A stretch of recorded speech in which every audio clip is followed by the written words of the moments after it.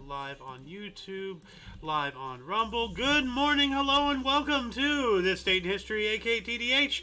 This show is about what happened to date throughout the annals of recorded history. Join us as we delve into yesteryear, not only for an important and interesting events, happenings, whatever, but to possibly even answer questions you don't know you have. The sources of this information come from the website onthisday.com and the Smart Applications historical calendar and Today in History.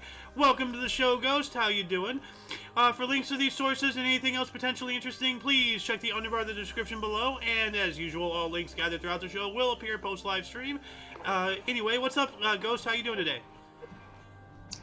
All is good. I'm just kind of doing like lunch break stuff. Lunch break. Yep. Nice. Well, I appreciate you choosing us as your destination for your lunch entertainment. Thank you. So, anyway, I am Eosander, and as we've established here, Ghost is now in the live studio audience. And of course, you viewer are you, whether you're watching us live or at some point in the space-time continuum. You know, as I said to Ghost, I'll say to all of you, your patronage is very much appreciated. Anyway, today is, what is today? Tears' Day, aka Tuesday, January 10th, 2024. Anyway, starting us off, in 490, or in 49 BC, Julius Caesar defied the Roman Senate and crossed the Rubicon, uttering Alia Iacta Est, which means the die is cast. And yes, if anybody, you know, knows about AIE in World of Warcraft, I was in that guild for a little while, but, you know, yeah, that's what they're talking about. The die is cast. It's a geek thing, but you know, Alia Iacta Est. Anyway, this event here signaled the start of the Civil War and his his appointment as Roman dictator for life. So this is when Julius Caesar got his start, and we all know how he got his end with, what was it, 37 knives or something, you know. So he was doing Gaddafi stuff before Gaddafi was. So yeah, I guess he's like the hipster Gaddafi ? Anyway. We're going to go up into the year 9, and this is not on the main source here. So the Western Han Dynasty ended when Wang Mang claimed that the divine mandate of heaven called for the end of the dynasty and the beginning of his own, the Zhen Dynasty. Oh, how convenient, you know. Oh, you know, this vote, God wills it. They want me to be the leader now. Oh, wow, how nice. Anyway, moving on up 60 years to the year 69. That's a good year. Roman Emperor Galba adopted Marcus Piso Licinius as Caesar. Huh. Okay. Which means emperor. Like, I got this from another source. It says the same thing in a different way. So anyway, moving on up to 236, Saint Fabian began his reign as Catholic Pope, and he was the 20th Pope of Rome. So, yeah. 1072, Robert Guiscard conquered Palermo in Sicily for the Normans. So the Normans being, I believe, the Normandy, so France. So the French essentially conquered Sicily, which, as we know, is part of Italy. And if you actually look at Italy on the map, Italy is shaped like a boot, and, you know, they do really enjoy soccer, or as they call football, and Sicily is like a deflated football. It's almost as if Italy and Sicily is like the physical manifestation of Tom Brady with his deflated football kick. So, yeah. Anyway, 1072, we got that one. At 1430, Philip the Good, the Duke of Burgundy, established the Order of the Golden Fleece, the most prestigious, exclusive, and expensive order of chivalry in the world. Ooh la la. It was founded in Bruges in celebration of the prosperous and wealthy domains. And In Bruges is a good movie, by the way.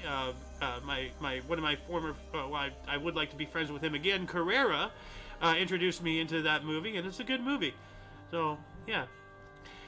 Then 1430 as well, Order of the Guilder forms. I'm not sure. I think that might be the same thing as this Golden Fleece. So, I think it is. You know, let's just look this up here really quick. Order of the Guilder. Like, I'm gonna say it is. Okay, well, it just says Order of the Guilder. So, Order of the Golden Fleece. Let's see here. To celebrate the marriage to Isabella of Portugal. Today, 2 branches of the order exist. Oh, wow, it's still around. Namely, the Spanish and the Austrian Fleece. The current Grand Masters are King Philip, yada yada. So, okay, so this is something that's still around today. So, alright, Order of the Golden Fleece. If anybody wants to read more on that, this Wikipedia will be posted post-live stream, as I said, to get you started on that rabbit hole if you need a springboard. 1473, Stephen III of Moldavia defeated the Ottoman Empire at the Battle of Vasuli. Okay. Okay, and this is 1473. This is not even on here, so this is out of source here. Now wait a minute, hold on a second. I have 1475 and 1473 of the same article. Okay. When did this happen then? I'm just gonna do a surface level scratch of this full article to see if I can figure out what actual years. 1475. Okay, so let me get rid of that. So there we go. So it wasn't 1473, it was 1475. All right. 1514. How the fuck? Complutensian? Oh god, how do I pronounce this? Okay, hold on a second. I'm going to do what's called a pro gamer move, and I'm going to, let's see here, post this in general, and then I'm going to have it speak. Said Complutensian. Complutensian. Let me say that again. Said Complutensian. Complutensian, whatever that means. Okay. Let's see what that actually means. Complutensian. Piaget Bible. Okay, so I guess this is religious. Complutensian New Testament in Hebrew, Aramaic, Greek, and Latin was finished. Okay. So I guess that's what this is. Complutensian Bible. Yeah, here's a link to that. Like, that's a whole thing. 1645, Archbishop William Laud was beheaded for treason at the Tower of London. Yikes. Okay, well, you know, treason, treason things. 1776, speaking of treason, during the American Revolution, Thomas Paine publishes pamphlet Common Sense, advocating American independence. Hell yes. You know, so we all know about the term common sense is not so common and all that stuff, but where did it originate? I believe this is where it came from. It's common sense that we had to separate from our British overlords, you know, because, like, I've had discussions all my life, you know, with my dad about this, like, as far back as, like, I was 8 years old, like, you know, I knew even back then that our government, you know, like, we needed something new. And my dad always asked the question, replace it with what? And he's like, well, you know, the founding fathers knew what they did, you know, that they wanted. No, they didn't. And, you know, as a historian now, I can, you know, now clap back to that question and be like, I don't know what I want, but I do know I cannot live with this boot on my throat anymore. And it took them 10 years to figure out, you know, to make it the United States. We got rid of, you know, our oppressors, you know, the Brits. And it took 10 some odd years to figure out. We were very close to going back to being 13 independent colonies. Very close. You know, the very idea of an overlord government, of a federal umbrella, was very risky for the exact reasons why we're living today. It got too big. You know, as it said in the movie The Patriot, why should I change one tyrant 3,000 miles away for 3,000 tyrants 1 mile away? Which he's referring to as Congress and the House and all that whatnot. But anyway, moving on up to 1801, William Henry Harrison was appointed as the first governor of the Indiana Territory. Okay, that's pretty cool. And then 5 years later, the Dutch in Cape Town surrendered to the British. All right, so Cape Town, South Africa, I think. Yeah, like this is about 100 years before the Boer Wars. So, yeah, I think. 1811, Louisiana slaves rebelled in two parishes, St. Charles and St. John's. Huh. Well, you know, I'm all for, you know, slave revolts, you know, like, viva la resistance, you know, all independence, freedom, we'll do it. 1812, the first steamboat on the Ohio River of the Mississippi River arrived in New Orleans 82 days after departing from Pittsburgh. Okay, that's pretty cool. So the first steamboat on the Ohio River. Answer questions you don't even know you have. When was the first steamboat on the Ohio River? Well, now you know. 1861, during the Civil War, Florida became the third state to secede from the Union. Florida! I was just talking to a Florida man, like, literally 10 minutes ago. Like, and I think he might be watching on YouTube right now. Yes, there he is! Hey! Pete! Hello! Let's see, what else do we have? Also, during the Civil War, Fort Jackson and Fort Phillip were taken over by, I think, Louisiana state troops. Because that's not Los Angeles. I mean, even though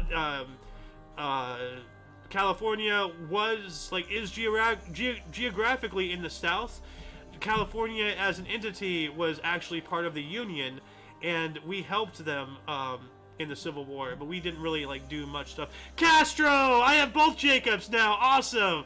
We have Jacob and Jacob. You know, so as like Marley and Marley, you know, from the Muppets Christmas Carol, there are 2 Jacob Marleys. So, yeah.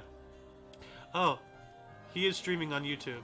Yeah, I am. Oh, there he is. Oh, hey, both Jacobs now. Hey, we got both of you together in the same room. So, what was the quote from Spider-Man? We have 2 of you geniuses in here. So, 1861, U.S. forts and property were seized by Mississippi. More Civil War stuff. And then we also have Battle of Big Sandy River in Kentucky, Middle Creek. All right. And during the Romney expedition in 1862, Confederate Army military expedition begins in Romney, West Virginia. Some more Civil War stuff. 1863, we have... is this even on here? No, it's not. Well, we have the first underground railway opens in London. I gotta do some research writing again. Like, I'm getting too complacent. I'm gonna stick to the script here today. 1863, General McClellan's Union troops surround Fort Hidman in Arkansas. So that's just like, you know, a bunch of like Civil War, you know, stuff that's, you know, in my opinion, it's like, okay, whatever. It doesn't really, you know, belong on the show because it's just whatever. But let me just add this here to 1863 just to get it done. The first underground railway opened in London. You know, the Great Metro. You know, I think that's the very first ever, period. Because I think London did have the first underground operating rail system and whatnot. 1863, the January Uprising began in Poland. What is the January Uprising? Is this some kind of communist thing? Well, this was well before communism, so let's see here.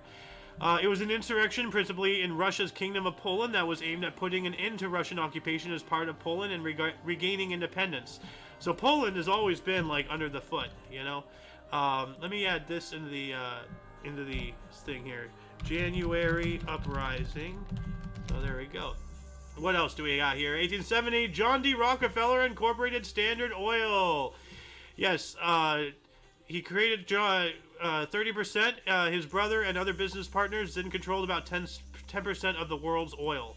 Holy crap! That is, like, I gotta add that in here really quick. So, just override this because it has more information.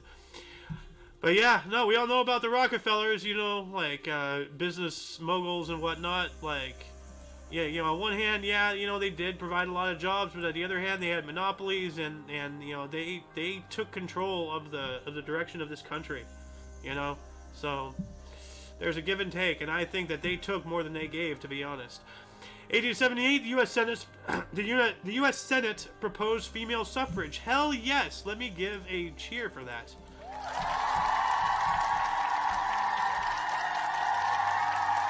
So as far back as 1878, they were talking about giving women the right to vote. Now, keep in mind, like, when everything was first starting, voting rights, it wasn't because men were men. Men got voting rights because they owned property, and by extension, if a woman owned property, they had voting rights too. It had nothing to do with what was between your legs, you know? It was just, you own you literally own a portion of this country, well then you have a say in it. So, you know, and I think we should probably bring that back. But then again, you know, that would just give an opening for all of these, like, mega corporations to buy up all the land that they're already doing and just squeeze us out of the equation, and then we turn into a freaking, like, legitimately, you know, corporate dictatorship of a nation. So, I gotta watch what I say. Anyway, moving on up into 1883, fire at uninsured Newhall Hotel in Milwaukee, Wisconsin. Hey, that's where Alice is from. Killed 71 people. General Tom Thumb of P.T. Barnum fame escaped unhurt. So Tom Thumb was a circus little person, as they're called today. But that's why he had the name Tom Thumb. And good, he survived the flames. Probably was short enough to not really inhale too much smoke, actually, really. Moving on up to 1897, Ukrainian bacteriologist Wadimir Havkin performed the first human trial for a vaccine for the plague on himself during the Bombay epidemic. And, you know, like, a lot of major groundbreaking, you know, things have happened in the world of science and technology by people experimenting on themselves, just out of desperation because they have no other thing. Like the way human digestion was figured out was after some surgeon, like, he had gotten shot in the stomach, and like there was an opening into his stomach, and he actually did experimentations on himself after he ate food. He poked his finger in there and like figured out, okay, it's digesting and everything, and like there's a lot of examples of people using themselves as guinea pigs for scientific research and stuff, like, and what better way to prove things than do things to yourself. So let's see what's going on in chat here. Nightmares are a type of dream, so that is true. Pete has a point with that. Like, nightmares are, parts of I've always wondered, that, like, why do we call dreams dreams? Because, like, it's dreams and nightmares are the same thing, but they're two drastically different things, but they're in the same headspace side kind of thing. Like, is there a sweeping word for what a dream and a nightmare is? Like, they are a nocturnal subconscious, like, activity, but a dream is mostly good and a nightmare is obviously bad. So I wonder if there's, like, an umbrella term for that specific type of brain activity, Doesn't matter if it's good or bad, but, what it is. You know what I'm saying? Moving on up to the 1900s, in 1901, the first Great Texas oil gusher was discovered at Spindletop and Beaumont, Tejas, marking the start of the Texas oil boom, the Gusher Age. Ooh, yeah, here we go. And it's not even on here, is it? Oh, yeah, here we go. Yeah, so this was, yeah, that's the same, well, that's a little less than what I just read. But yeah, started the Gusher Age. While that was going on in New York, the Automobile Club of America installed signs on major highways. Yeah. Is that AAA? No, is that insurance? AAA is insurance, right? No, AAA is Automobile Association of America, so I think that's what this is now. Or is the ACA a different thing? You know what? Let me just look this up here really quick. Let's see if AAA comes up when I look for this. Yep, it does. So yeah, this is the predecessor to the AAA. All right. And yeah, like, highway signs and all that stuff. Like, I just recently saw a video, here we go with my catchphrase again. I recently saw a video about how big these signs are and everything. Let's see if I can find it. Let's see here. Sign. Okay, not that. Not that. Okay, well, I'm not seeing it. Oh, well. Anyway, moving on up to 1902. Gusher, I should call her. Wow, okay. Liquor, I don't even know her. Well, wow, I can't believe I said that on air. Anyway, 1902, although it has professed neutrality in the Boer War, here we go, talking about the Boer Wars again, German Chancellor von Bülow joined others in attacking British actions in South Africa. Yeah, a lot of stuff happening, with colonies and everything, and, like, after the Second World War, we're just, like, the whole world is like, okay, enough of this colony bullshit, you have your country, and that's it. Everybody else is independent, or whatever, even though, the United States owns colonies technically in Puerto Rico and the Philippines and whatnot, and by technicality, Canada still answers to the British Crown. They're not completely, totally, fully independent like Australia and New Zealand is. But, yeah. Anyway, moving on up to 1911, we have the first photo in the U.S. taken from airplane San Diego. Ooh, so let's see here. Let's look this up. I think I remember looking this up last year and the year before that. Let me get some images. So this is the first, yeah, here we go. This is the first aerial photograph taken. Sorry, it's so small. Let's see if I can bigger it. Nope, that's as big as it's gonna get. So, yeah, okay, that's it. Cool. Anyway, 1912, Cailleaux's government in France resigns. Okay. And while that was going on, we have the world's first flying boats made in flight, the Glenn Curtiss in New York. Ooh. So the first flying boat. Okay. Like, so like a water landing and all that stuff. Where's Bradley? He's an aircraft enthusiast. He'd get a kick out of that. 1914, Yuan Xinkai, president of the new Chinese Republic, dissolved parliament and prepared a constitution of his own design. How convenient. He will set himself up as a dictator, preparatory to an attempt to make himself emperor. Oh, how typical. 1916, during the First World War, Imperial Russia began the Yesteryear offensive, leading to the defeat of the Ottoman Empire's Third Army. Yes. 1916 as well, in retaliation for President Woodrow Wilson's recognition of Mexico's Carranza government, members of Pancho Villa's Revolutionary Army took 17 U.S. mining engineers from a train and shot 16 of them in cold blood. Holy, Wilson was a piece of crap anyway, so, he has blood on his hands as far as I'm concerned with that, yikes. Anyway, in 1917 as well, suffragists in the Silent Sentinels first protested outside the White House in Washington, led by Alice Paul and the National Women's Party. All right. Once again, we're talking about female suffrage. We just talked about it, was it 1868 or whatever it was? 1800 something.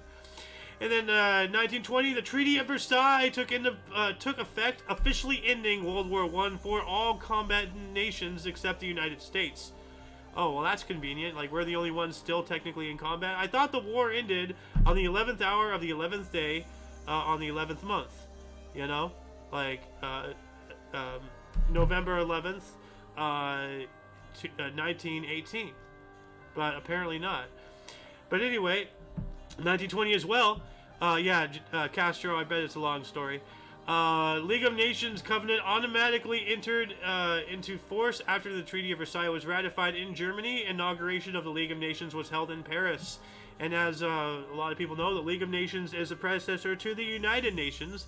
And trigger warning to good old Pete's there. I mentioned the UN, and he's like, oh, let me tell you a thing or two about the UN. They suck! I agree. 1923, last U.S. troops left the Rhineland, Germany, so that's after, we dissolved Germany and really gave them a big kick in the teeth. Honestly, way more than they deserved, after the First World War, and all we did was give Hitler ammo to start another one. 1923, Lithuania seized and annexed the country of Memel. That's not nice. And 2 years later, 1925, Miriam Ma Ferguson was sworn in as the governor of Texas, the second U.S. woman governor, and the first ever elected. Okay. So, and just yesterday or the other day, or sometime recently, we covered the first woman in some kind of seat, some governmental position. I don't remember exactly how. And by technicality, she was the first one actually voted in, not taking over in her husband's stead. So, the first one actually chosen by the people. So, yeah. 1927, Fritz Lang's silent futuristic film Metropolis was released in Germany, and I have that on my docket. I gotta watch that, but unfortunately it's only in Deutsch, which is German. And I don't think they have a translated one to English, and I really don't like watching movies with subtitles because, then my eyes are doing this. I am not a chameleon. I want to focus on the movie and know what they're saying, so I can never watch anime unless it's dubbed, unfortunately. 1928, the Soviet Union ordered exile of Leon Trotsky. We were just talking about that. I was literally just talking about that with Pete's. I keep getting the Jacobs confused. Just talking about that with Pete's, about Stalin and Trotsky after the death of Lenin and all that stuff. And we were talking about Che Guevara and all that whatnot. Wow, that's kind of incredibly topical. There was a helicopter crash in Somalia. Hold on, let me look this up here really quick. Helicopter crash Somalia. Let's see here. News. Give me some news. Somalia militants kill one after UN chopper crash. Whoa. Okay. Well, something's happening over there, guys. Go check it out after this show, of course. Wow. Al-Shabaab. Well, history happens every day. And, news today is history tomorrow. So, yeah. Getting back into the history here, 1932, Mickey Mouse and Silly Symphony comics were syndicated. And that was 32, yeah, right here. So, and yeah, as we know, since the Steamboat Willie thing has come out into public domain, a lot of people have been realizing that Mickey Mouse IP was actually stolen by somebody else. Or from somebody else. Not by, but stolen from somebody else. So, Disney, at the very beginning, has been nothing but plagiarism. If you look at The Lion King, that's just stolen from the 1932 anime Kimba the White Lion. You know, look at Pocahontas. That's based off a real story. Look at the Cinderella. That's a fairy tale. Does Disney actually have any legitimate, original intellectual property? Or have they been stealing since the beginning? Because I didn't know that they were that bad since the very beginning. I know where they're at today. But have they always been like a steaming pile of cess? Like, since the start? Looks like it. So, anyway, moving on up to 1941. Seyss Inquart began registration of Jews. This has to be, you know, Germany here. So, yeah, what is Seyss Inquart? Let's look that up here really quick. Alright. Arthur Seyss Inquart. So it's a guy. Okay, yeah, Austrian Nazi politician. Okay, yeah, okay, there we go. So this guy began registration of Jews. There we go again. Also in 1941, during the Second World War, the Greek army captured Kilisura, wherever that is. Where is that? Let's see here. Kilisura. Let's get an image of this. Let's see. Okay, well, give me a map. Okay. Where could this possibly be? Well, it's still in Greece, so they've held it. 1942, Japan invaded North Celebes in the Dutch East Indies. Ooh. So, wow. 1943, Soviet offensive against German 6th and 4th armies near Stalingrad. Yeah, the Battle of Stalingrad. Very major thing right there. Ooh, what is this? Oh, nifty shit. 1943, the first U.S. president to visit a foreign country in wartime, FDR left for Casablanca, Morocco. That is nifty shit. Look at that. Pretty cool. That is pretty cool. The first president to visit a foreign country in wartime, Franklin Delano Roosevelt. All right. And I know I'm probably triggering the Pete's yet again. Like, you know, oh, like FDR, evil. Like, and my dad says the same thing. You know, and you know, I can't say anything against it. I mean, like, he had 4 terms. They had to redo the whole thing, how we handle presidency and term limits and all that whatnot. And like his New Deal and, you know, all of his progressive policies, and like, I don't really know much about it, so I'm probably talking out of my ass. And, you know, I'd really love Pete's one day to be on the show. We can have a discussion about this, like, to educate me more about FDR and why he was a bad president. But honestly, like, I'm not, you know, I don't want to say he was a good president, but I want to say he did. Yeah, that's exactly what I thought you'd say, Pete. But yeah, like, he did help the nation, I think. Like, but, you know, I'm just looking at it through, you know, one perspective. So like, I need a lot more information about it. Anyway, we're gonna move on up into 1944. British troops conquered Mangdao in Burma. Okay. 1946, the first General Assembly of the United Nations assembled in the Methodist Central Hall in Westminster, London. 51 nations were represented. Here we go again with the UN. And while that was going on in 1946 as well, the United States Army Signal Corps successfully conducted Project Diana, bouncing radio waves off the moon and receiving the reflected signals in Fort Monmouth, New Jersey. Wow! Wow! That is incredible! We're bouncing shit off the moon. It takes 4 days of travel to get to the moon physically. But, I mean, you know, the speed of sound and light, radio waves travel a lot faster, so it only takes, what, a couple minutes or something? You know, how long does it take? How long does it take to bounce a signal off the moon? Alright, let's see this here. Okay, it's not telling. Here we go. Bouncing signals off the moon. Okay, it's a hobby, yada yada yada. But how long does it take? Oh, the round trip propagation time is about 2.5 seconds or so. Wow, that is very fast. Yo, welcome MTM. How you doing, man? Doing good. Sorry for my tardiness to broadcast that's all right. today. Yeah. Yeah, we were just talking about the first time they were bouncing signals off the moon. Or at least not the first time, but at least a documented time. And apparently it takes 2.5 seconds, give or take, to bounce a radio signal off the moon and have it come back. That's really quick. So, Yeah. But hey, now that you're back, do you want to read off a couple articles or anything? Sure. All right, where are we? British, is it even in here? Here we go. 1947. British stop ships, independence and ingathering from landing in Israel. Ooh, okay.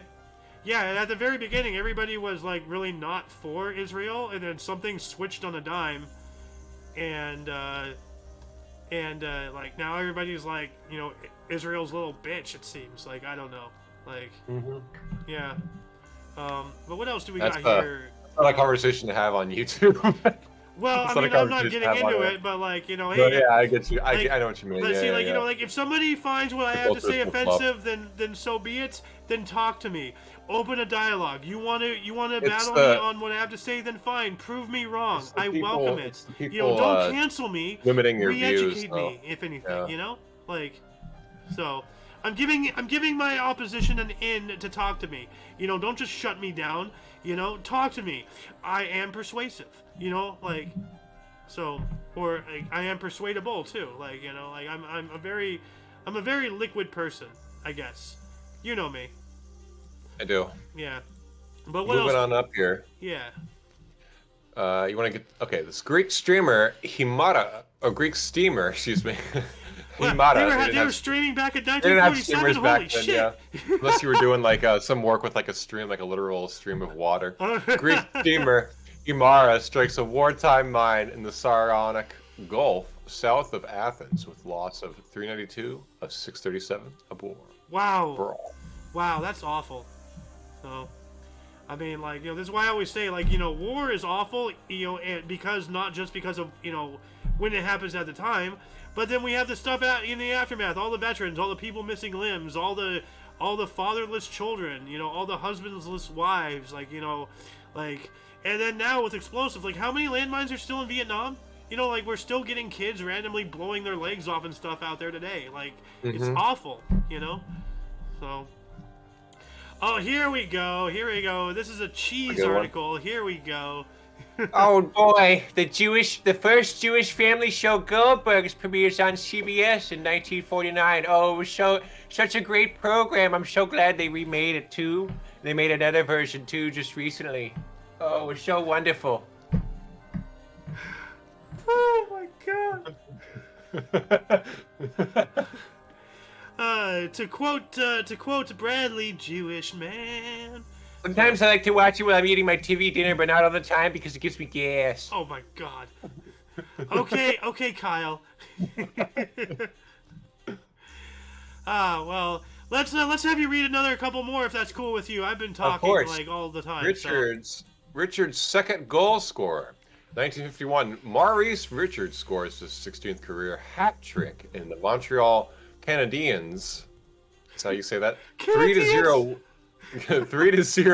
over New York Rangers to bring his career total to 274 goals, and passes the Howie Moretz as NHL's second all-time leading scorer. Yeah, that's why these teams are called what do you call it? There's a difference between like a national team and a major league.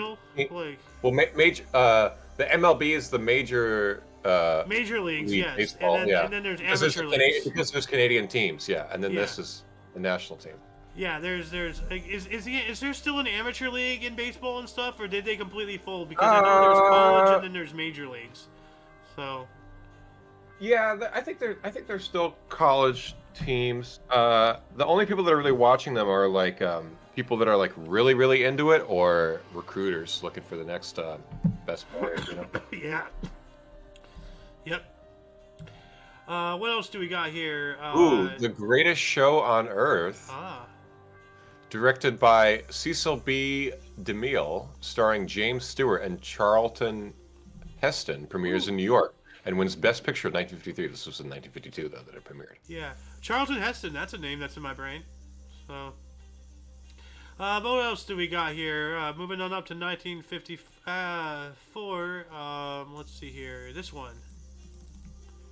Comet jet airliner crashes in the Mediterranean. 35 people are missing. That's not good. I hope they found them. So. And then hopefully that's still missing. It's a long time to be missing. Yeah. 1956. Elvis Presley records single "Heartbreak Hotel," written by Mae Bourne Axton and Tommy Durden at the RCA Studios in Nashville, Tennessee. Nashville. Yeah. All right. I'm going to take the reins here for a little bit. Go ahead. 1957, after Anthony Iden's resignation, Harold Macmillan became Prime Minister of the United Kingdom. Okay.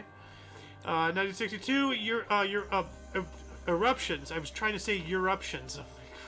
Wow, I was having a brain fart there. Eruptions on Mount Huascaran in Peru destroyed 7 villages and killed 3,500 people. Wow. Yikes. Big boom. Yeah, that's not good. And 1964, battles between Muslims and Hindus in Calcutta. Ay. And didn't the Arabic religion, not Arabic, Arabic's people, didn't the Muslim religion come out of India? Like... No, Islam is from Saudi Arabia. Okay. But it's become so popular that people in India practice it, and then they have disputes with Hindu practitioners. Islam. I keep forgetting. Like, where is Islam originated? You said Mecca. Saudi Arabia. Mecca, Medina. Mecca. Oh, yeah, that makes Mecca. Yeah, Mecca. Mecca and Medina at the start of the 7th century. Yeah. Yeah, and yeah, the Hajj. Yeah, I know. Yeah, the Hajj. Yeah. Which has actually become like a crazy capital investment for Saudi Arabia, and because people will take pilgrimages to the Hajj, but it's so everyone wants to do it, so people have like the Saudi Arabian people have monetized it so much with hotels and expensive so it's basically like taking advantage of tourism. It's like Disneyland, Honestly, but not family friendly. It's estimated that it costs almost like 10,000 American to take a pilgrimage to the Hajj now. Wow. Yeah. Yeah. And people people make fun of Jews for that religion being the money revolving around. Okay. I don't see any Christians or anybody else spending $10,000 on any religious things, so that's an eyebrow raiser right there. You have anything else in the script before we go to 1958 here? 58. We're past 58. Oh, sorry. We're in Great Balls of Fire reaching #1 on the UK pop charts. Oh my goodness! I as I said, I fucked up. I didn't research right yesterday, and we're skipping over things that. Oops, I did not mean to copy that. Damn it. Okay, calm down, Xander. There we go. Okay, gotta do things one step at a time. Slow and steady. There we go. Good, Xander. All right. But go read that again, please. In 1958, Jerry Lee Lewis's Great Balls of Fire reaches #1 on the UK pop charts. It's like Disney either IEDs. Wow. Well, if you talk about the human landmines that they put around, like all over the place with the homelessness, and I guess you have a point there, Pete. But goodness gracious, Great Balls of Fire. But no. But let's we got another 64 here. And since we're back to you, do you want to take this? Panama severs diplomatic relations with the U.S. And that has got to do with the Panamanian dictator at the time, whatever his name was. Like, we were essentially like allowing him, carte blanche to do whatever as long as we kept, control over the canal. So, and here we go. Well, this is an interesting name for a record label. VJ Records releases Introducing the Beatles. The Beatles' first album was released in 1964. Wow. Yeah. Really cool. It's pretty cool that they made such a drastic shift from like power pop to radical psychedelic music in about 5 years. Yeah. Now, was it you or I was talking with somebody a couple days ago that they said that the Beatles actually invented rock and roll? Like, because it wasn't Rock Around the Clock, it was something else, or no, it wasn't Let Us Rock Baby Rock, Roll Baby Roll is accredited as the first rock and roll song, but there's some songs of the Beatles that their earlier stuff was almost like swing music, and then it kind of merged into rock and roll, like Twist and Shout, Hold Me Tight. And do the twist. Yeah. I gotta stand up now. I gotta dance. So. Come come on, baby, now. Da, da, da, da. You know you wanna Do go. a twist. Twist and shout. Yeah, skirt, yeah. Sorry, I got into a mood. You're good. Anyway, let's move on up here. This one. The Georgia House of Representatives votes 184 to 12 to deny Julian Bond his seat as a result of opposition to the Vietnam War. Wow. Huh. That is some ridiculous tuckery right there. That's some warmongering bullshit right there. Yeah. Like, Warmongering tuckery. Yeah. But what else do we got here? Actually, is this even in here? No, it's not. So off of main source, we have in 66 as well, the Tashkent Declaration, a peace agreement between India and Pakistan, was signed that resolved the Indo-Pakistani War of 1965. Why is that? Oh, yeah, it is right here. Okay. So, but they didn't get into the detail that I just read. So, that's a pretty big, you know? Like, India and Pakistan are always at each other's throats. So. Yeah, for years. Yeah, yeah. Unfortunately. So my bad, that was not off main source. So let's hand the microphone back to you, Mr. MTM. 1967, Brooke takes the U.S. Senate seat. Edward W. Brooke, Senator Republican of Massachusetts, takes his seat as the first popularly elected African American to the U.S. Senate. Wow. Oh, so a black U.S. citizen. Well, yeah. I don't know. Once again, I don't know why they want to segregate themselves, but whatever. You know, why can't they just call themselves American? You know, simple as that. But Pete's here made a comment. When we had the military incursion down in Panama, it was one of the first uses of the Vulcan Air Defense System, VADS, for convoy defense. Oh, is that the R2-D2 thing? Like the VADS. Hold on, I think I know what VADS is. Hold on a second. VADS. No, that's okay. Vulcan Air Defense System. Yeah, I thought so. It was actually, this is not the R2-D2 turret, but this is the chain gun thing. Huh. All right. What else do we got here? 1968. Oh, I want to do this PBS one. Ooh, okay. 1967, the PBS, the National Education TV, begins as a 70-station network. Ooh, that's a lot of stations. Public broadcasting service. You gotta have it, bro. Gotta have it. Yep. Speaking of public broadcasting, check this out. Yeah. Ooh, a year before this, in 1968, the U.S. Surveyor 7 lands near the lunar crater Tycho. Interesting. Survey those craters. And 1969, pirate radio station Free Derby begins operation by Northern Ireland. Great movie about that. I think it's called. Did you hear me blow my nose on camera? I'm sorry. I did not know you have. Okay, good. So, hold on a second. I'm sneezing right now. So, go ahead. Go ahead. Alrighty. 1969, Sweden is the first Western country to recognize North Vietnam. Oh, wow. And then, same year, USSR's Venera 6 launched a parachute landing on Venus.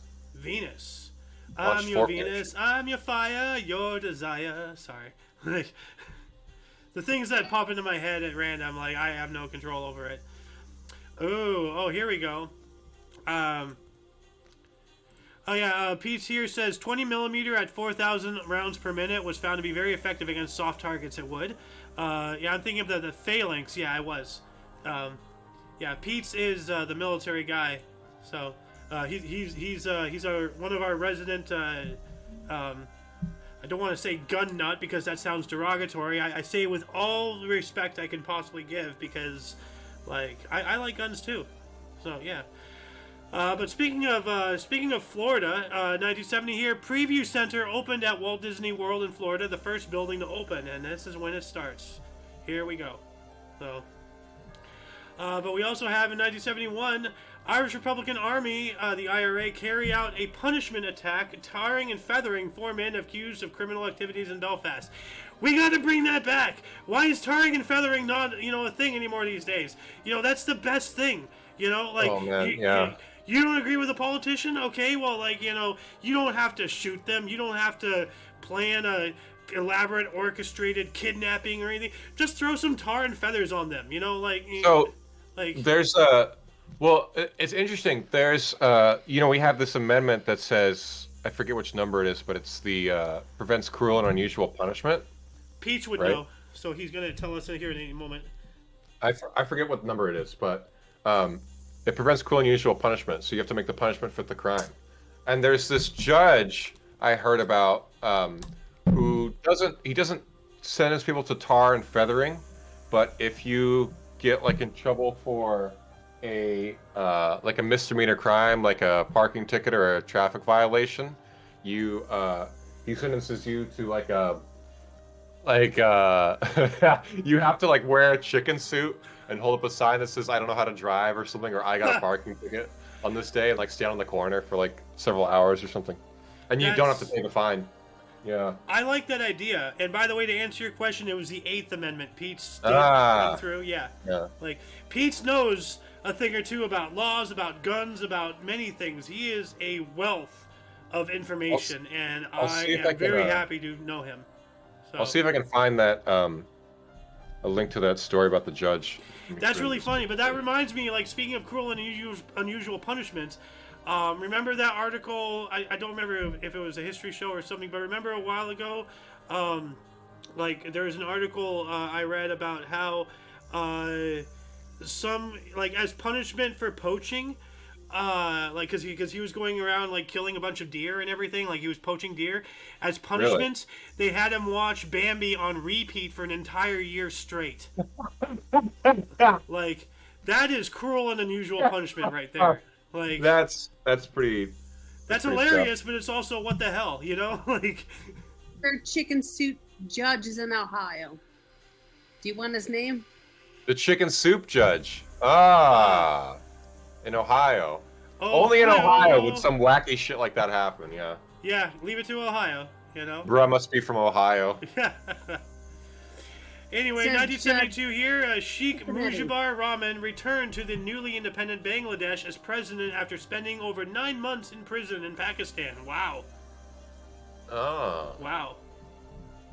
And then 72, also George Harrison and Friends triple live album set, the concert for Bangladesh released in UK. Yeah, so after this was like the time the Beatles split up, right after, like Abbey Road was their last album because they released this album called Magical Mystery Tour, or as some Beatles fans call it, Magical Shittery Tour. Because if you want to talk Beatles, talk to Creek. He is a Beatles nut. Everyone hated that, like big Beatles fans and the Beatles themselves actually hated that album, and they were like, we can't have this be our last album. Like, we know we need to split because we all want to do different things, and we're getting tired of playing for these crowds that are so loud we can't even hear ourselves think, you know? Yeah. So we want to like go do our own thing. And George was like, I really want to go be a farmer in India and play sitar and do stuff like this, like benefit concerts. Yeah, well, speaking of all this, it's really interesting because, you know, the concert for Bangladesh, same year, same day as this article we just talked about, the newly independent Bangladesh. I wonder, like, would these be related by any possibility? Like, this is way coincidental. A celebrity appearance can go a long way, bro. Celebrity endorsements are huge. Yeah. Well, but were they that big as they are? You know, they're not as big as they are today.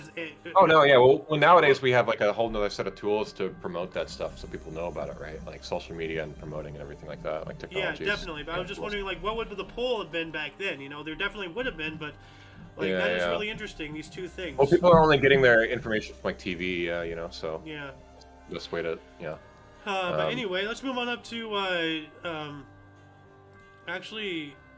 This is interesting, this other 73, if you want to read that one as well. The first time graduates studying from home with the Open University receive their degrees.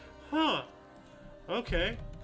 So, like what is this? A predecessor towards, like, what was it? South Carolina University or whatever? Like many online universities and everything? Mm-hmm. So... University of Samoa? An online course? University of Samoa, holy crap. Yeah, But some no, people are. did you hear about that one guy who got a PhD for his dog? Like to prove how No. ridiculous online degrees are. Yeah, he went on. He made an account for his dog, and he took courses. He did the test, and he got a degree for his dog. So his was the dog de- is a certified doctor, or whatever. What is it? What kind of doctor is this dog? A proctologist? What kind of doctor would a dog want to be? It would be a dogter. Ah. Or maybe a veterinarian. So. Oh my God! Pete says here, John Wilkes Booth celebrity endorsement blew Lincoln's mind. Holy shit! Oh my God! Speaking of Lincoln, though, isn't it weird that he's the only president on a coin to be facing the other way? If you look at a penny, a nickel, a quarter, a dime. And he's the only president that's on a coin that's also brown too. Well, that's because of copper. Yeah. But I mean, they're not even made with copper anymore. It's too expensive. Yeah, well, I mean, they're not fully copper, but the outside coating is copper still, right? No, I think it's just the pennies are made with zinc, and then they just spray it with copper. Well, that's what I'm saying. It's It's plated not- with copper. It's not copper fully. It's just an outside. 1982. 1982 was the last year pennies were made from copper. Oh, okay. But do they still have a copper plating? Like, is there still a? No, I think it's just paint, right? He's correct. It's zinc. It's a special type of zinc alloy. Huh? So there's not even only- any form of copper in there anymore? Huh? That's The weird. only metal coin that is worth something is a nickel. It's made with nickel. Yeah. They still make nickel with nickel? Yes, I know because I'm allergic to it, and I handled a lot of them and started breaking out. I was like, what Oh the my hell? gosh. I'm allergic to nickel too. I couldn't wear my class ring. I was wearing it for a while, and all of a sudden, my fingers started getting itchy, and I looked at it, and all the skin was being dissolved. I'm like, what the hell? And I wonder how so it's I wonder how genetic. common I'm that is. allergic to 'Cause nickel isn't there a nickel shortage going on right now, and Elon is telling people to mine more nickel? Or is that a different? I have no idea. But anyway, let's get back on track with this history here. 1973. Where is even our I have so many tabs open. Here we go. This one. 1973. A gas tank on Staten Island exploded, causing 40 people to die. Jeez, man, that's not good. And then 1977, we have the 20th hat trick in Islander history for Bobby Nystrom. Okay, whatever. 1978, Soyuz 27 launched, carrying 2 cosmonauts to Salyut 6 space station. Pretty cool. And then 1981, we have the Salvadorian Civil War. The FLMN launched its first major offensive, gaining control of most of the Morazan and Chalatenango departments. All right. Were we talking about Salvador or something? No, we were talking about Somalia. That's right. Never mind. But then 1981 as well, John Severin set a 100-mile unicycle speed record at 9 hours and 21 minutes. Unicycle speed record. I'm gonna let that sink in here really quick. That is a lot of good posture. Holy crud! I know. That's crazy. Not only did he run, not only did he do 100 miles on a unicycle, but he did it fast. Yeah. Yeah. There's different size unicycles people use, and some people are really into that. Interesting thing you just scrolled over. If you don't mind going back up for a second. No, a little bit more. Actually, I don't care about this. Negative 72 degrees Fahrenheit, 27.2 degrees Celsius. Oh, negative 17, excuse me. 27.2 degrees Celsius. In 1982, in Bremer, Grand Prix equals UK record. So it's the coldest it's been in UK. Dang. Going back to the nickel thing a little bit, actually, Castro says there's about 20 cents worth of nickel in a nickel. So wow. So not only because we all know that pennies, it costs more than a penny to make a penny, but now nickels are worth more than their denomination. That's weird. That's pretty wild.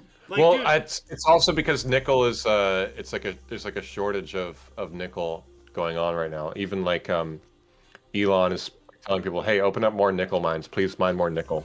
I'm wondering, like, when is there going to be like some kind of black market underground where people like start melting down the actual nickels and they're going to get a return in their investment and higher profits because the nickel is a 5-cent coin piece, but there's more than 5 cents worth as about 20 cents, so you can make a killing off of that.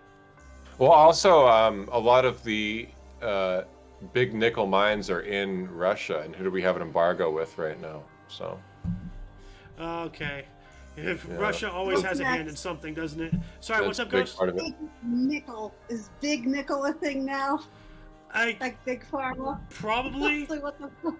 Like, hashtag Nickelgate, am I right? So. But anyway, what do we got here in 1984? Is this even in here?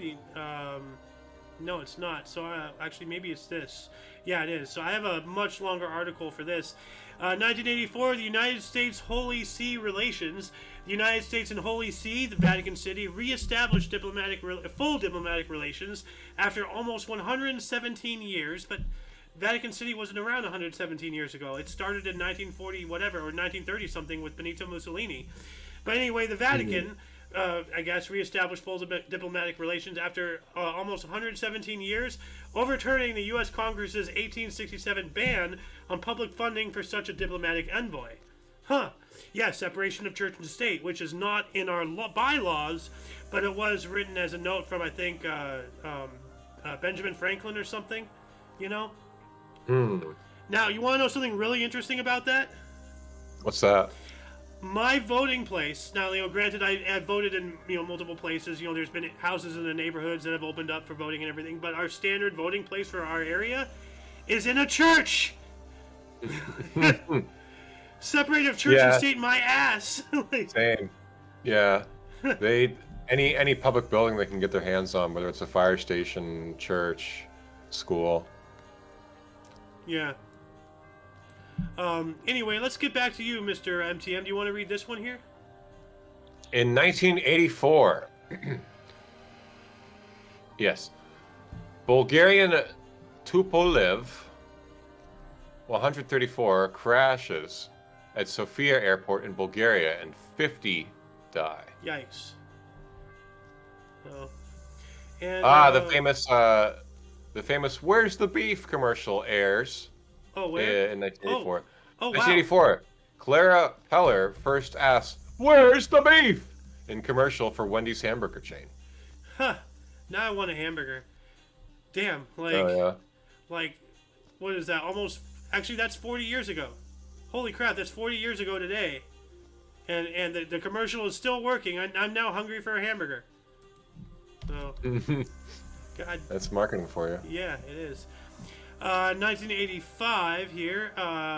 Okay. Well, you can read this, but I have a more extended information of this article. But you want to read this? 1985. Daniel Ortega is inaugurated as president of Nicaragua for the first time. Yep. Yeah, as it says here from another source, in 1985, Sandinista Daniel Ortega became president of Nicaragua and vowed to continue the transformation to socialism and alliance with the Soviet Union and Cuba. U.S. policy continued to support the Contras in their revolt against the Nicaraguan government. Iran-Contra affair? That sounds about right. Would this be? When was the Iran-Contra affair? Let's look this up here. Hold on a second. When was the Iran-Contra affair? I think it was earlier than that. No, 81 through 86. So I think this might have something to do with that. Because they said Contras. Right.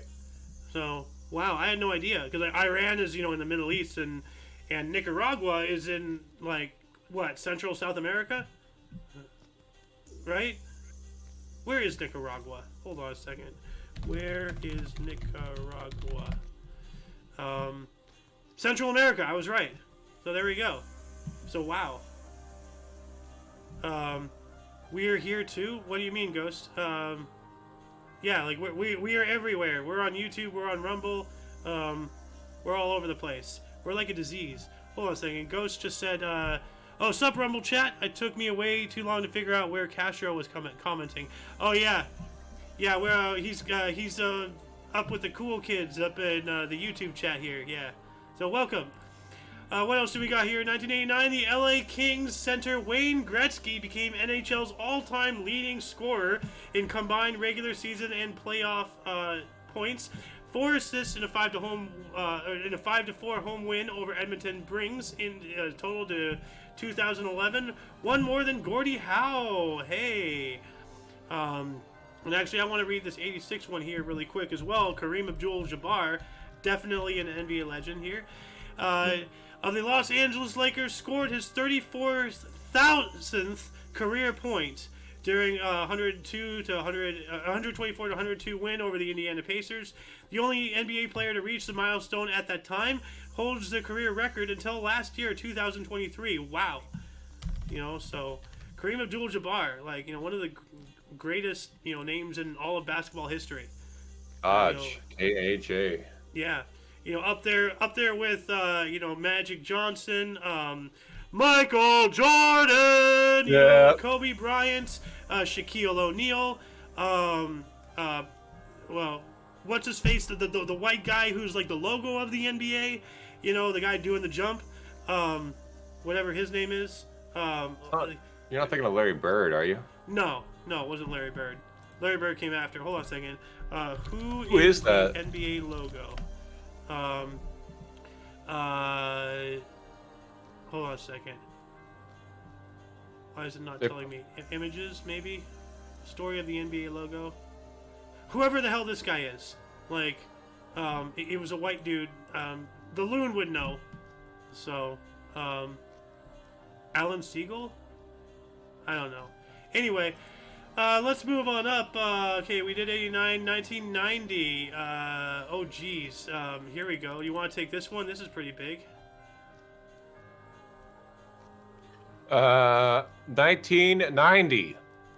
China lifts martial law imposed after the Tiananmen Square massacre in 89, 1 year earlier. What are you talking about? What massacre in 89? Nothing happened.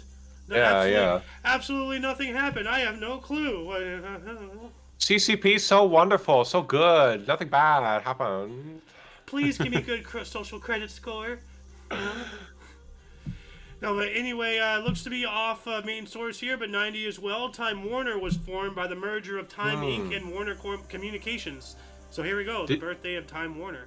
Did you talk about the other thing that happened in 1990 right there? Les Miserables. Go for it. Open at Les Miserables, very, very famous musical and movie, opens at the Mechanic Theater in Baltimore. Yeah. What else do we got here? This is interesting. Japan ends the routine fingerprinting of all adult ethnic Koreans. Yeah. That rivalry has been going on for a while too. It's really interesting. Yeah. That well, Japan is like people that left China. A lot of people in Japan are people that left China to do their own thing, and then Korea is a bunch of people that left Japan to go back to the mainland, actually. Like a lot of Koreans were abducted, especially female Koreans were abducted by the Japanese during their occupation. And actually, like, what a lot of people don't know is how North Korea really got its start, as far as like economy-wise and everything. There was a bunch of like opium and other like drug manufacturing things in, Korea, mainly, North Korea to my knowledge, that were left over after Japanese occupation. And the Norks just said, oh, this is ours now, and they've been drug peddlers ever since. So, like, that's probably like honestly like when we think about all of the what's the horrible drug that's been killing people from China recently, like fentanyl. Yeah, like I think a lot of that may be coming from North Korea, because we all know that China and North Korea are in bed together. So, Jerry West, thank you, Ghost. Jerry West is the name of the guy. Is the NBA logo guy? Yes. Yeah. I was just looking at the Wikipedia page. It incorporates a silhouette of Jerry West based on a photo by Wen Roberts. Yes, Jerry West. Thank you, Ghost. Awesome. Moving Sorry, on I up. couldn't What type else do we fast got enough. here? Sorry, what? I couldn't type quickly to get it out. No worries, you got it out. Oh. What do we got here in 99, Em? In I mean 92. Sorry. I can't see because you're actually not scrolled down that far. 92. I meant 92. My brain. Okay. Like, The 8th Soap Opera Digest Awards, Days of Our Lives wins. all right. We all know Days of Our Lives. So. Mhm. Oh. Okay. What else are we doing here? Do you want to read this one or do you want to read the next one? Because this one is like, what the hell? Oh my gosh. Stephen Flattery in 93, and Lynn Arfen's musical My Favorite Year, adapted from the 1982 film starring Evan Papas, Tim Curry, Andrea Martin, and Lane Kazan, closes at Vivian Beaumont Theater in New York City after 37 performances and a Tony Award for Martin. All right. And then in 1994, the trial of Lorena Bobbitt, who cut off her husband's penis, begins. Damn. What did he do to make her that mad? I mean, like, I've heard of losing your head, but this is a whole nother scenario here, Like, that guy, he really got shafted, didn't he? Yikes. Like, he's like, oh, go ahead, do it. You don't got the guts, no balls. Oh, no, well, now you're the only one with balls. Oh my gosh. No. Yikes. Anyway, case to moving on up to follow, 1996, Israel freed hundreds of Palestinian prisoners. Okay. At least they did that, so that's pretty cool. Alleged sexual abuse. Okay, well, I mean, I guess that's a way to solve the problem? Question mark. But I don't know. That still seems a bit too extreme for me. I don't know. But anyway, we also have she did it in his sleep. Well, yeah, he's not going to stand there and let it happen while he's awake. Pete, come on. You're a man too. Like, you know this. 1997, we have the first comet of 1997 discovered. Comet 1997 A1. Cool. And 97 as well, the Dow Jones provide $295 billion to settle breast implant suits.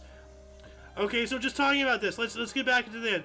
Somebody cuts off a guy's genitalia, nobody bats an eye. Somebody cuts off a woman's boob, then we have a freaking national uprising. Why do men not get the love and attention that women do? Yeah, they should have called Saul Goodman. That's the problem. Better call Saul. Yeah. So, why are men staying with crazy women? Because you're all crazy. All Your of Honor, you. Your Honor, my client just wanted some good head. Okay, is that a crime? Oh my God. We're gonna get deplatformed on YouTube any second now. Don't even have to talk about Epstein. No, we're just cracking jokes about penises, and that's what did us in. No. She left the house and threw his member into a field. At least it wasn't that Check story. your status. What's up? Still green? Check your status on YouTube. Are you green still? Or are you red or yellow? I am. I don't know. Yeah, You talking about monetization? We're not monetized. Like, we don't do this. We don't make a dime. We just do this for the. You still get limited viewing for demonetized videos, no? Whatever. I don't care. Like, Rumble is gonna topple YouTube anyway, and YouTube's gonna be the cause of it. So, yeah. That's true. Good point. Yeah. I don't really give a damn. Anyway, what else do we got here? 1999. I know we're going over, like, we're skipping over some really cool articles, but this just, I think you talked about that. This just enforces my point. Anybody watching this, please go and look at this source yourself. Like, we're just reading a couple things to get you interested. But what do we got here? You said this earlier. Woke up this morning. Got yourself a gun. Because in 1999, The Sopranos starring James Gandolfini as mobster Tony Soprano debuts on HBO. Oh, man. Rest in peace. Great, fantastic show. Wonderful performance for him. So many great quotes. Never saw it. No. I never saw it either, but I've seen clips, and, from what I've seen, it's really cool. One of my favorites... Sorry, go ahead. Oh, there's just so many That was a really good year for TV because The Wire came out too. That's a really great show as well. 2000s, between 1999 and 2000 was a really great year for TV and film. Yeah. Yeah. But moving on up to 2005, a mudslide occurred in La Conchita, California, killing 10 people, injuring many more, and closing the Highway 101. That's the PCH, right? The 101. yeah, it's the main coastal corridor between San Francisco and LA. It's like the main route. The Pacific Coast Highway, the PCH. Yeah, right here. The main, as you said, the main coastal corridor. Well, you were just reading it for 10 days. Wow, that's not good. I mean, that's a lot to clean up. Yeah. The mudslide is big enough to kill 10 people. Yeah. The driving there, I just happened to be there in the wrong place at the wrong time. Well, I mean, wasn't there a news article recently? Was it in San Francisco where somebody 5 people died in some car overturning or something? Or I have I to don't double know. check that. I don't know. Go back up for a second. 2006, the 32nd People's Choice Awards. Johnny Depp and Sandra Bullock win Motion Picture, and Ray Romano and Jennifer Garner win TV because, as we know, everybody loves Raymond. Yeah. Well, it's kind of weird. Like they have Johnny Depp and Sandra Bullock first, but then they have the pictures of the other 2 people down here. Well, Like- Johnny Depp and Sandra Bullock are both a bit controversial people now. Oh, yeah. Sandra Bullock. But we have here a off-main source article. In 2007, a general strike began in Guinea in an attempt to get President Lassana Conte to resign. All right.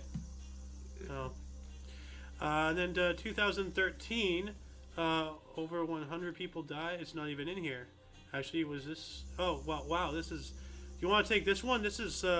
This says something different than what I have. 2013, 81 people are killed and 120 are wounded by a twin bombing in Quetta, Pakistan. Yeah, from what I have here, it says over 100 people died and 270 were injured in several bomb blasts in the Quetta area of Pakistan. So I wonder if they discovered more deaths or if they're just fudging the numbers to push some kind of agenda now, because now I have some historical discrepancies here. It's obviously the same event, you know? Right, yeah. So, that's odd.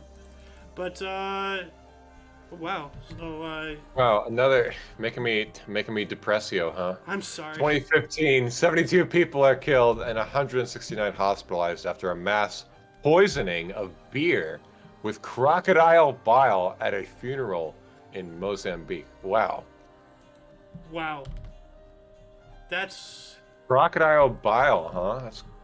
They're out there drinking crock of shit. Like a crock of shit. Yeah, a crock of shit. A literal crock of shit.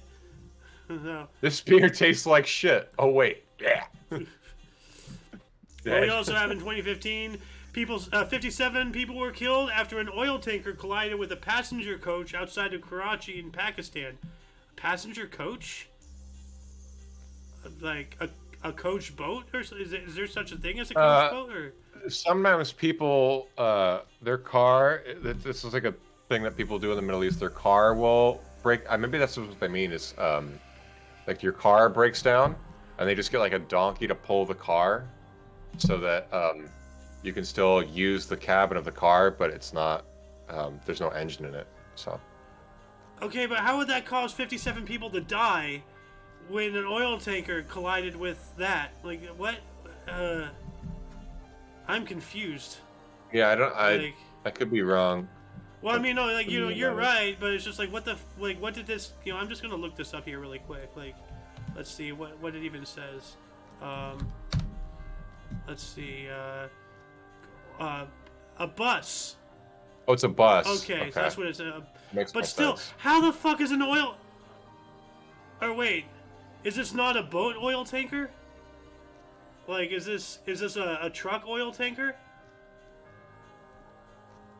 Like, but this one's talking about a ship collision at Karachi port. But this is Karachi. Okay, well, if anybody can figure out more about this, we just don't have the time. We're already over our hour, so we gotta get moving here. Okay, we gotta move along here. What do we got here in 2018? Oh, this guy. CEO Dunkalore, born in 1964, Jeffrey Bezos. Net worth passes $100 billion. 2018, Jeff Bezos becomes the second man worth $100 billion as his wealth hits $106 billion due to a rise in Amazon share price. Come on, Jeffrey, you can do it. Come on now, put your back into it. Pave the way, show us how. Look at you then, look at you now. Wouldn't that have something to do with his support of the $15 minimum wage thing? Because, like, you know, obviously that's going to give him a lot of points in the PR campaign. But as I said before, it wasn't that he was supporting the $15 an hour minimum wage because, oh, he loved his employees. No, he knew that his competitors couldn't afford it. So he was using, like, oh, good feelings to bump off everybody opposed to him. Like, what a monster. There's a couple rich people. Mark Cuban actually has discussed this, how the minimum wage should be raised at a national level to prevent homelessness, actually. I have a better idea. Instead of having a minimum wage, and I'll let you talk here in a second, Ghost, instead of having a minimum wage, we should have a maximum wage, you know? There should be a limit to how much people can make, you know? Like Congress, they're making, like how many hundreds of thousands of dollars do they make a year for just sitting with their thumb up their ass and they only work for 2 days? So, anyway, what were you going to say, Ghost? I was going to say Congress should be paid by the hour if minimum wage stays around. What did I just say? You know? Like, I agree. Yes. Same thing, reversed said, sorry. Yeah, no, like, you know, saying the same thing with different, you know, points of articulation, I guess. But, like, yeah. So what happens when you raise minimum wage, you drop the value of your coin? So way back when minimum wage was like a penny was worth a shitload of money. And then as soon as it went up, the value of a penny dropped to zero. It resets your zero value. Yeah. I mean, we're heading towards, like, what was it, Zimbabwe, where they had, like, billions of dollars to buy a loaf of bread or something? Like, right, exactly. So that's what they're doing. Mark Cuban's argument is that if all companies have to pay the same minimum wage, then everyone has to pay by the same rules on a national level. And then if someone's not able to pay for themselves, then that person has to go and get government services. And then the people that are working a regular job have to pay that in taxes. But then other people that can't get those minimum wages, that government service, have to end up being homeless. Yeah. Is the argument. Yeah, and before I go on my one of my classic rants here, Pete's here says Congress makes $174,000 a year. $174,000 a year to work for how often do they work? Like, they're off at least half a year, right? Like, I don't know what Congress does. Like, do they go in every day, or do they only go in session for like a couple months and then they have the rest of the year off and they're just sitting on their ass making all that money off of us taxpayers, you know? But no, like to coincide with your point, MTM, my dad, who owns his own business, he does something that companies just don't do anymore. He has the mentality of paying his employees first. What a concept. Like, he literally makes less than a minimum wage because by the time it gets down to him having to be paid, because he pays his employees, he pays, he pays his debts, he gets the stuff done. And then when it gets down to him, the last on the totem pole, if there's anything left, it's not much, you know? Like, so, what a concept, paying your employees, huh? Am I right? Yeah. Indeed. Yeah. So anyway, moving on up, what do we got here in 2019? Canadian astronomers report fast radio burst, FRBs, of probable extragalactic origin. One repeating 6 times at the Chime Observatory in British Columbia. Wow.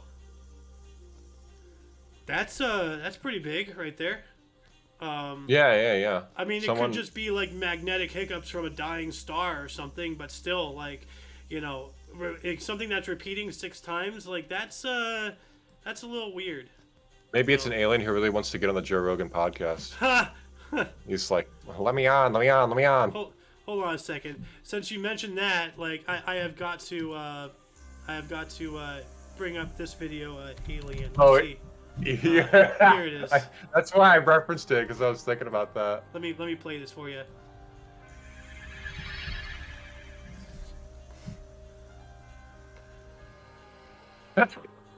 Yes. Yes. So much wind in that video. That's exactly how I expect him to react too. Just like. Like, and then right after he'd be like, "So have you ever done DMT before?" What? No, that's hilarious. Anyway, moving on up, 2019 as well. Oceans warming faster than previously thought due to fossil fuel burning, according to data published in journal Science. Propaganda,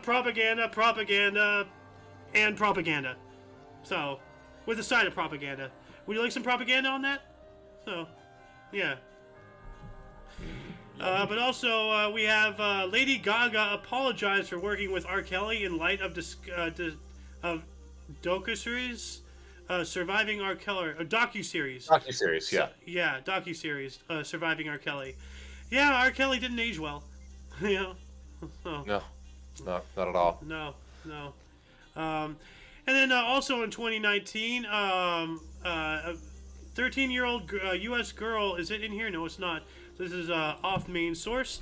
13-year-old U.S. girl Jamie Kloss was found alive in Gordon, Wisconsin, having been kidnapped 88 days earlier from her parents' home whilst they were murdered. Wow. Like, that girl deserves some hugs right now, because that is awful beyond my comprehension. Like, her parents are dead and she got kidnapped and she's been missing for 88 days? Like, wow. God. Jeez, man. Probably another Ohio serial killer. God. Always fucking Ohio. It's always been Ohio? Always has been. So, Oh no. yeah. Symphony number 12. In 2019, Philip Glass's Symphony number 12, Lodger, based loosely on David Bowie's 1979 album Lodger, premiered with the Los Angeles Philharmonic conducted by John Adams at the Walt Disney Concert Hall in Los Angeles, California. Yeah, Philip Glass is quite a character, quite a creative, I have to say. Seeing him live is quite a trip. Yeah. I'll take this one here because it's a little just depresso espresso. I don't want to do that to you again, Mr. MTM. So 2021, the United States recorded more than 3,000 deaths a day for the first time, reaching 3,249 specifically, passing 375,000 deaths in total a day later. Yikes. So, and I wonder if that's more propaganda involving a certain something, you know, but yeah. But what do we got here? No, it's the worst thing that could have happened ever in the history of 2021. The PGA of America post 2022 PGA Championship from me, Donald J. Trump, the National GC at Bedminster, New Jersey, just days after the supporters of President Donald Trump peacefully protested at the U.S. Capitol. That's all they were doing. They just wanted to show that, and the media made it a big deal, okay? They took away my championship that I rightfully deserved. I'm a great golfer. I have a great drive, okay? If you want a great president, look for a president who's got a great drive, okay? Because your drive on the golf course is going to affect your drive in office, okay? Yep. And some would say he's a hole-in-one. So, yeah. Ooh, what is this here, though? I'll let you read. These are all stuff I got to add now. 2022 cryptocurrency Binance CEO. Yeah, Binance. That might be a typo. Might be a typo. CEO Changpeng Zhao, now one of the world's richest billionaire financer. Maybe it's. Okay. Now one of the world's richest billionaires Bitcoin finance. Bitcoin financer, yes. So he's now one of the world's richest billionaires with a net worth of 96 billion, according to Bloomberg. Wow. That's a lot. Yes, you lost $200 worth of Bitcoin. It's somewhere in storage. A drive. Yeah. 2001. I heard about that. 2022, the U.S. Mint issues quarter coins commemorating poet Maya Angelou, the first black woman to be depicted. All right. It's pretty cool. Maya Angelou, I like her. She's cool. She's a great author. Yes. Yeah. And we don't have to read about this guy, do we? Like, isn't he No. one of the attention whores?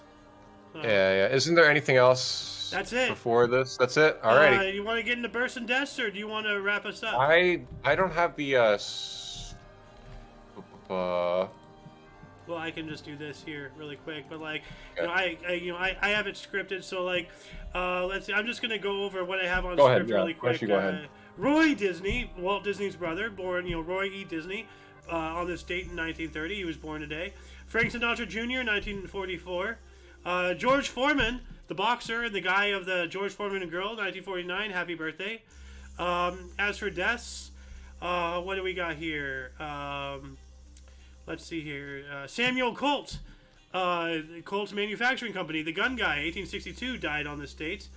Let's see here. Buffalo Bill, the U.S. soldier hunter. We all know about Buffalo Bill, 1917. Coco Chanel, 1971, French fashion designer of Chanel. So, what else do we got here?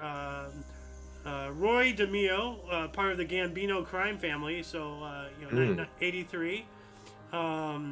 David Bowie, Robert Jones, 2016. And then like Tom Lucan, the U.S. House of Representatives from Ohio in 2018. So, like, just to name off a few. But yeah, like, once again, I advise people like to go to these sources to look things up themselves. Like, there's a lot of stuff that we glossed over, a lot of stuff that we didn't even touch.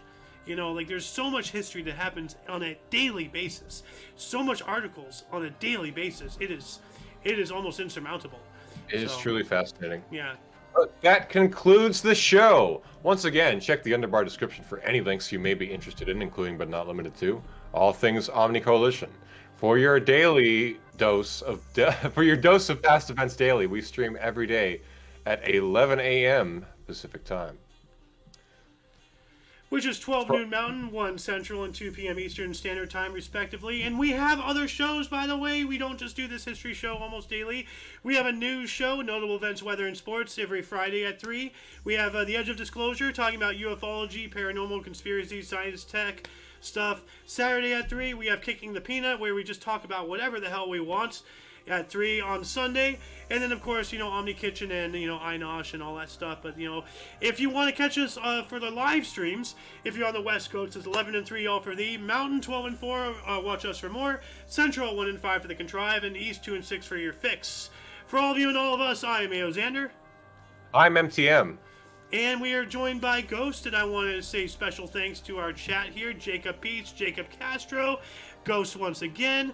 And anyone else who's watching this in any form, be it have been live or any time in the space-time continuum, once again, thank you for watching. So until you catch us next time, whenever that is, wherever that is, until then, don't forget to look right and left at every intersection, rate 5 thumbs, and subscribe. Toodles!